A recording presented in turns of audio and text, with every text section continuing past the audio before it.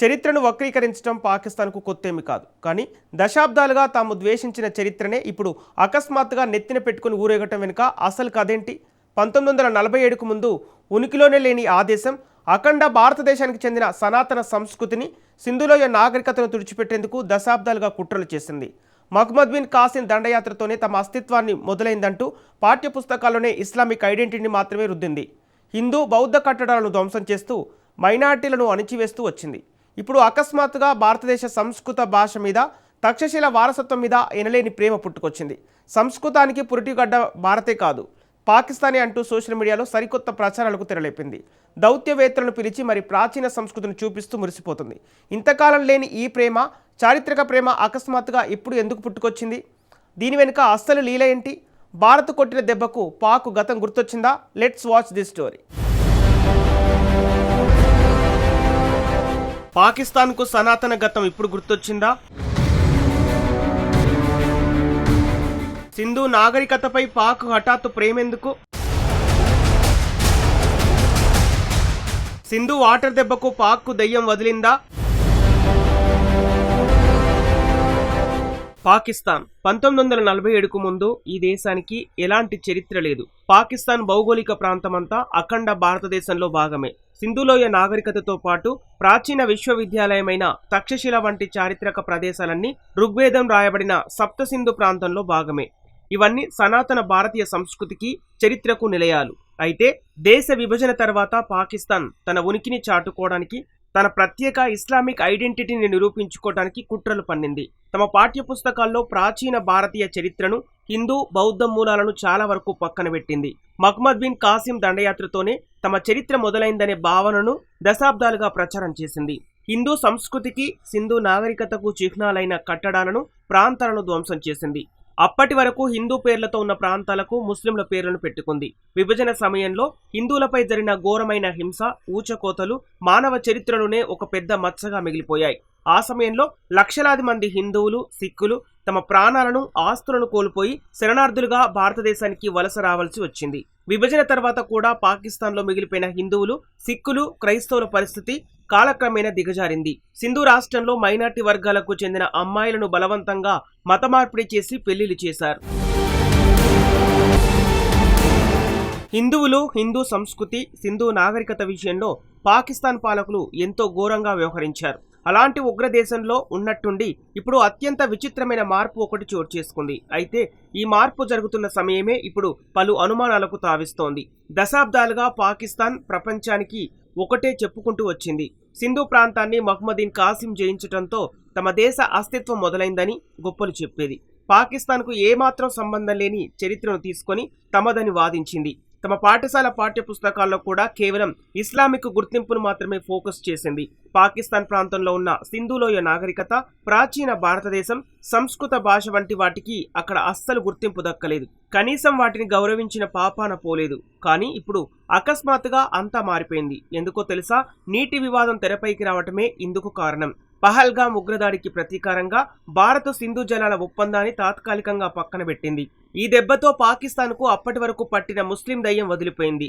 భారత్ కొట్టిన సింధు జలాల దెబ్బకు పాకిస్తాన్కు ఒక రకంగా ఫ్యూజులు ఎగిరిపోయాయి.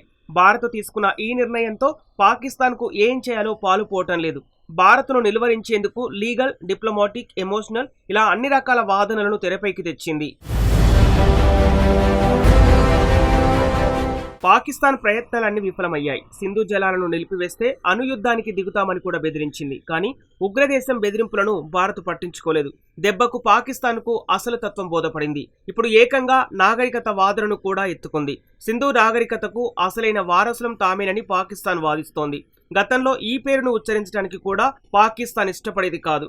సంస్కృతం పుట్టింది తమ దేశంలోనేనంటూ ఇప్పుడు గొప్పలు చెబుతోంది. పాకిస్తాన్లో ఈ వారం జరిగిన పరిణామాలను ఒక్కసారి గమనిస్తే ఆస్ట్రేలియన్ హై కమిషనర్ తిమోతీ కేన్ను పాక్ పాలకులు తక్షశిలకు తీసుకెళ్లారు.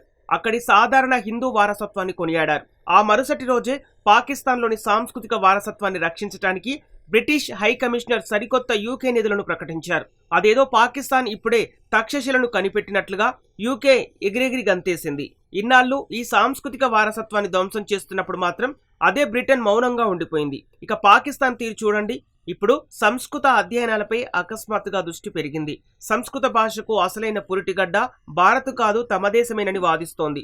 సింధు నాగరికతకు అసలైన వారసులం తామేనంటూ సోషల్ మీడియాలో పెద్ద ఎత్తున ప్రచారం మొదలుపెట్టింది.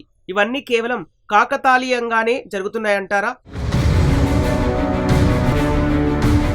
పాకిస్తాన్ తీరు అనుమానాస్పదంగా ఉండొచ్చు, కానీ సింధు జలాల విషయంలో భారత్తో తలపడుతున్న ఈ తరుణంలోనే ఉగ్రదేశం ఎందుకు ఇదంతా చేస్తోంది? ఇప్పుడు చాలా మందిని వేధిస్తున్న ప్రశ్న ఇదే. అయితే సింధు జలాలను ఒక ఆస్తి వివాదంతో పోల్చి చూడొచ్చు. ఇరుగు పొరుగున వారు ఒక ఇంటి కోసం గొడవ పడితే అకస్మాత్తుగా పాత ఫ్యామిలీ ఆల్బమ్ను బయటకు తీస్తారు. అసలైన వారసులం తామేనని నిరూపించుకునే ప్రయత్నం చేస్తారు. సరిగ్గా పాకిస్తాన్ కూడా అదే చేస్తోంది.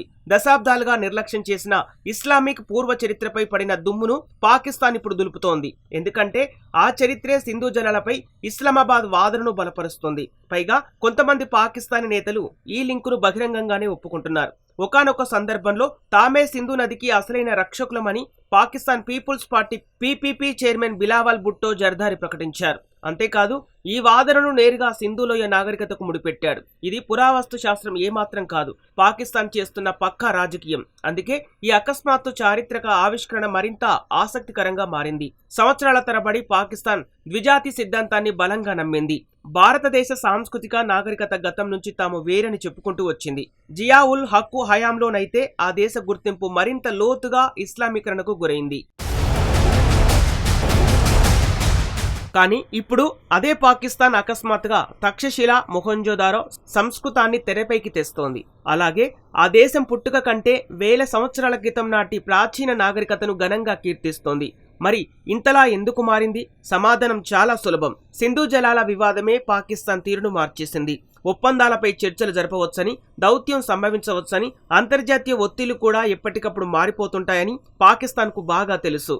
కానీ తామే సింధు నాగరికతకు అసలైన వారసులమని ప్రపంచాన్ని నమ్మించేందుకు ఇప్పుడు విశ్వ ప్రయత్నాలు చేస్తోంది. అయితే ఉగ్రదేశం చేస్తున్న ప్రయత్నాలను ప్రపంచం నమ్మితే ఆ చారిత్రక ప్రాధాన్యత సింధు జలాలపై తమకున్న రాజకీయ పట్టును మరింత బలోపేతం చేస్తుందని పాక్ భావిస్తోంది. అయితే ఈ వ్యూహం ఎంతవరకు పారుతుందనేది వేరే విషయం. ఎందుకంటే ఉమ్మడి వారసత్వం అనేది ఆధునిక కాలపు అంతర్జాతీయ ఒప్పందాలను తుడిచిపెట్టలేదు. ప్రాచీన నాగరికతలు ప్రస్తుత అంతర్జాతీయ చట్టాలను తిరిగి రాయలేవు. పైగా దశాబ్దాల తరబడి ఒక చరిత్రను తక్కువ చేసి చూపి ఇప్పుడు అకస్మాత్తుగా దాన్ని నెత్తిన పెట్టుకుని ఊరేగుతుంటే ఎవరికైనా అనుమానాలు రావటం సహజం. అందుకే బ్రిటిష్, ఆస్ట్రేలియన్ దౌత్యవేత్తల పర్యటనలు, వారసత్వ సంపద రక్షణకు అందుతున్న నిధులు, భారతీయ మూలాలపై పాకిస్తాన్కు అకస్మాత్తుగా పుట్టుకొచ్చిన ఈ ఉత్సాహం ప్రస్తుతం ఎన్నో ప్రశ్నలను రేకెత్తిస్తోంది.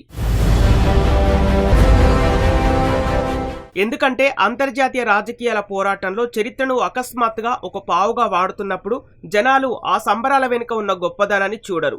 ఆ సంబరాలు ఇప్పుడే ఎందుకు మొదలయ్యాయనే కుట్రను ప్రశ్నిస్తారు.